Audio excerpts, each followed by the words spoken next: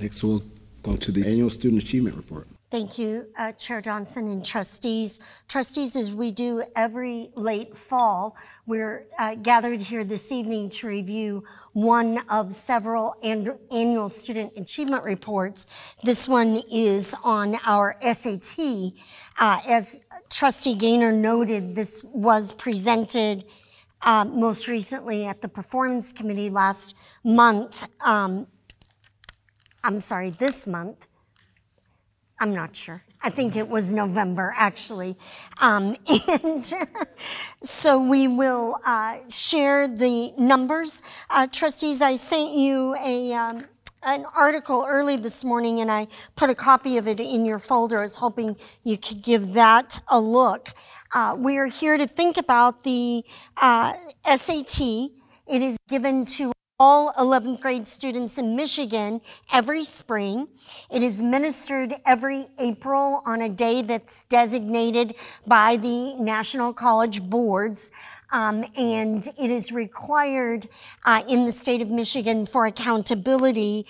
There are only 7 states that assess 100% of 11th graders. So I always, trustee, want to call that out, because as you're comparing scores state to state, you may note that most states that give the SAT, that is given only to students who pursue that and who are on a, we might say, a college track.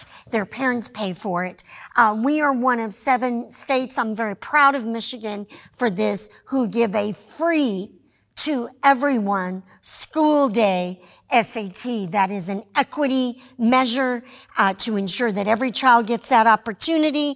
There are 6 states now that are coming along assessing about 70% of their 11th graders, and you can see those states listed there as well.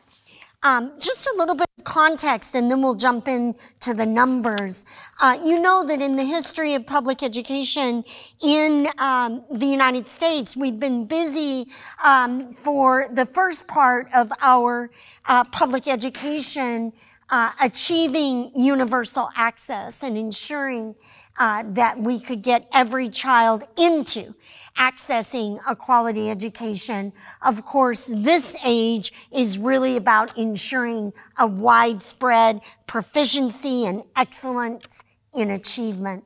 We're also mindful, trustees, and we get our emails every day on this topic, and we see it in our schools, of the need for a balance and mental health and wellness for our students. And so we are seeing this drive to balance, not having the score mean everything. And so the current trends really are that there are a number of colleges, 1,000 colleges and universities, that have already made standardized test scores optional, not required.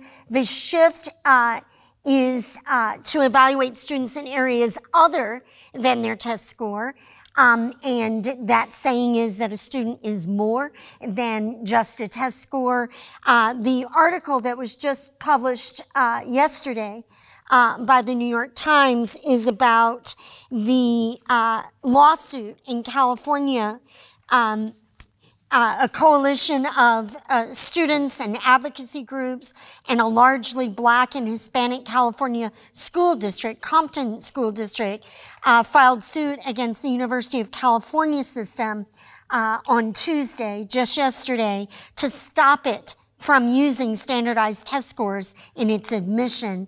This move could shake up not only the testing industry, but really could radically reshape college admissions. What they say is very straightforward, and that is that college entrance tests, the SAT and ACT, are biased against poor and mainly Black and Hispanic students, and that by basing the admission on those tests, the system illegally discriminates against applicants on the basis of their race, wealth, and disability, and denies them equal protection. So I bring that up, trustees, only to share that I know many of us have held similar concerns, and we are seeing that movement pick up.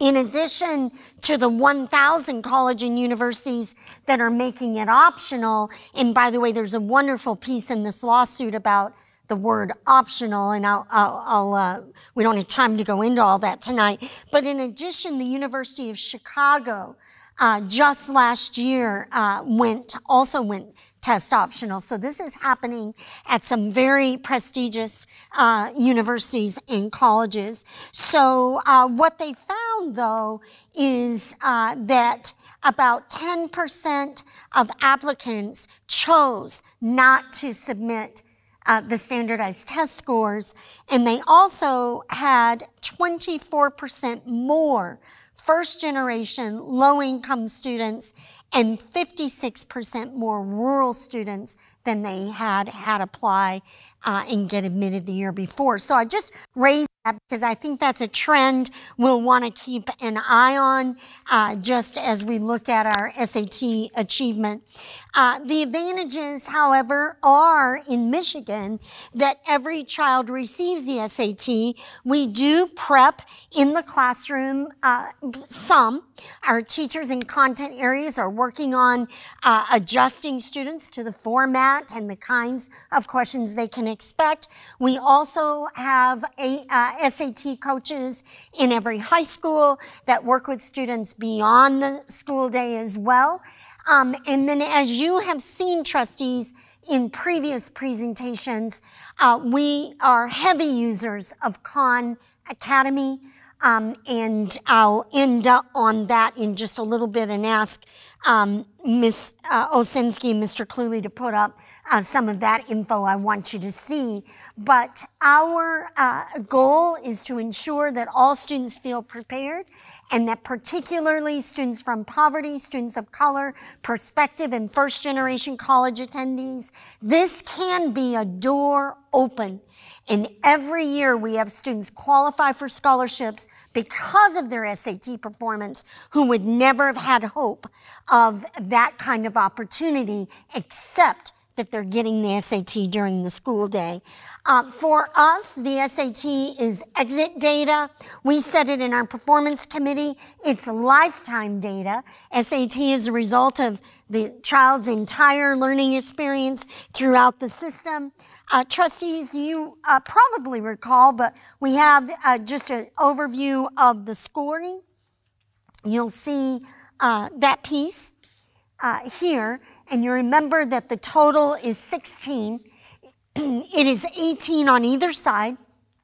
Reading and writing 800, and math is 800, and then you can see all the way down. So we'll be looking at just our high-level systems data so that you can take a look at how we're doing.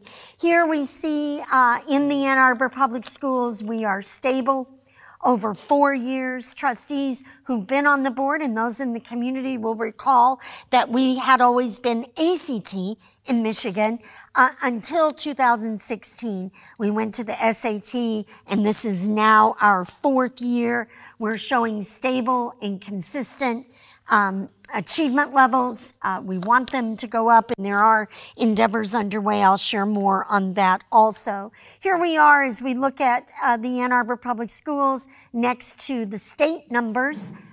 We don't put a lot of stock in that. We expect to do better than the state, but we always show how we are against our own record and how we are as we look out externally.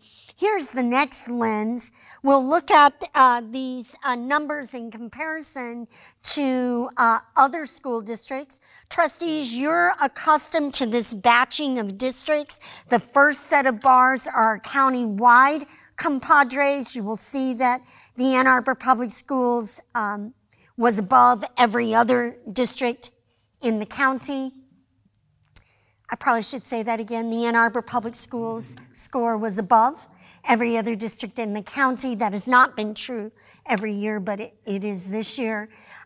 We look at high-performing districts, and trustees, in the back of your packet, as you have asked for, and we always work to provide, are the demographics on these districts. So you can go all the way to the back of that second packet, and you'll see we were edged out by Northville, Novi, and Troy.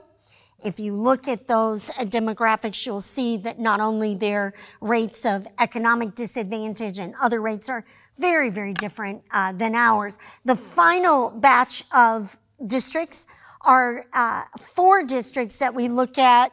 I'm sorry. Yeah, there we go. 4 districts that we look at that are the most comparable to us in demographics. No district is quite as universally diverse as the Ann Arbor Public Schools, but these are closer to us, and you can see where their scores are by comparison. Next, we like diving into our own data, and I know this chart is a little bit busy. Trustees, we don't gloss it over. We look it straight on, but the disparities with African American, Hispanic, economically disadvantaged, English language learners, and students with IEPs, special needs students. Those are our 5 areas that continue with disparities, and certainly on a metric like the SAT, those disparities are glaring. We did see some slight improvement over this time with students from poverty and English language learners. I will also point out, trustees, that you've got the N size on these groups on your chart below, so you can see that, for example, that group of English language learners has grown from 25 in 2016 to 78 in 2019. So you can see just the change in the size of those groups, both some of them growing and others of them not. So that's an overview of how our groups of students are performing. Here it is in another look in comparison to the state of Michigan, each of these groups of students. And then, trustees, you will recall that over time, we've been looking at girls versus boys. We all recently heard that for the first time, student population at colleges and universities in the country, the number of females has surpassed the number of males. And that's the first time in our history. And you can see here, trustees, that in over previous years, it was a little bit different, but our females just barely by 6 points, but they've edged out the boys there. And you can see in the state of Michigan kind of a comparison that they're really very close there, but girls are achieving a little bit higher than boys. Now, as you know, on the SAT data, the SAT assessment, the College Board has developed a separate measure called college readiness. And trustees, this is a metric that was brand new to us 4 years ago. We've been working with it, getting familiar, comfortable with it. And so we'll take a quick look at this data. And trustees, you have all of this. I won't review every single slide. It goes into a lot of detail. But just briefly, the definition of college readiness in this report is those students who earn a meet or exceed in both reading and writing and math. So they have both sides on that meet or exceed range. And what the College Board says about that is that those students would have a 75% chance of earning a C in a credit-bearing college course. Now, certainly, trustees, we know that these are algorithms developed by the College Board. They're not hard and fast. because we certainly see students without this level who do achieve at college, and we see some with this level who don't do well. So it's not hard and fast, but this is the College Board metric. So on slide 3 there, you can see where we are on college readiness, having hovered around 65% over these 4 years. And that is right, just not quite double what the state of Michigan is. It's not enough. We know this. And trustees, this is where our disparities really show. And you can see that the percentage of students who are able to achieve that meets and exceeds on both sides. There are glaring disparities there with African American students, Hispanic students, students from economically disadvantaged backgrounds, English language learners, and with special needs students. So you can see there the percentages and see that we have a great deal of work to do. The next picture is the college readiness comparison to the state. And then we'll move right on. The rest of the slides, we'll just glance through them, are this one with the same districts. So you can see our county district comparisons, and edged just a bit this year by Saline, and then the high-performing districts in the state, and then our comparable districts.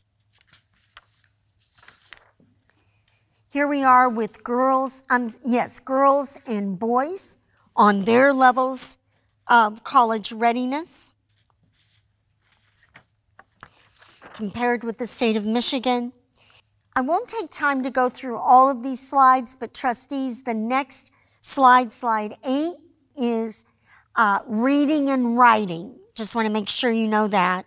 And you can see that the disparities still exist. Overall, the percentages are higher. And then over on slide 10 is the math picture. We've talked about this in years past, trustees. You know we have a number of strategies in place. Trustee Basquette, when you were discussing the changes to the Michigan merit curricula, we're very concerned on all levels, as you noted, the complexities of it, but the need in the area of math on a rigorous metric like this of the SAT is clear and glaring. Those last 3 slides, and this is all on board docs for those who might want to examine it, do show the demographic comparisons so that you can compare one district to another, because it's not always apples to apples with the students that we're serving. Now, trustees, the question is, we always say, so what, now what? What are we going to do about this? We will continue with our teachers working as they're able to in the curricula embedded, getting used to the format of the test. It is, trustees, all tech. So that is an adjustment that students have to make. So our teachers work on that, whether they do it through a warm-up or whether they do it actually as they're teaching an objective. They weave that in when it's appropriate. We also provide school and community support through our SAT coaches that are working before and after school at lunch on free periods. And we have these connections out into every community center so that our community center employees are able to help the students on Khan Academy and to help them get enrolled. We do work in our high schools to get every single student signed into Khan Academy through their Ann Arbor Public Schools sign-on. So, and the beauty of Khan Academy, when I prepared for college assessments, you probably did too. I did the entire fat booklet of questions and practiced those. What Khan Academy does is it develops a profile that just hits on your areas of need. So students are able to go in and do a customized SAT prep, and I sent the link if you all didn't mind Ms. Osensky bringing that up. I sent it earlier this afternoon. And I just wanted to give Khan a shout out. It is a nonprofit organization, and they provide all of this SAT practice and prep at no charge. So if we are able to get our students online, we can we can provide for them that ability to use a laptop and get online, and we do have the technology to do that, whether it's at a community center or whether it's on their own at their home, however that goes. Here's the opening page, trustees, just so you see that that you don't have to. One of the points in the lawsuit that I referenced is that the privilege that is encompassed in being able to properly prepare for college entrance exams is a problem. It's a barrier to equity and opportunity. And so what I appreciate is that any child can go on here and get full-length SATs, practice PSATs, all of the information, and Khan has an almost inexhaustible set of tutorials in any and every objective that are on there. We start our students on this. It's a format that, frankly, they like because they get immediate feedback on whether their answers are right or wrong. I appreciate your patience as we've worked through these numbers. I appreciate Performance Committee reviewing them. Ms. Linden, our Assistant Superintendent of Teaching and Learning, is here with me, and we'll be happy to hear your discussion and take your questions on our annual SAT report. Thank you, trustees.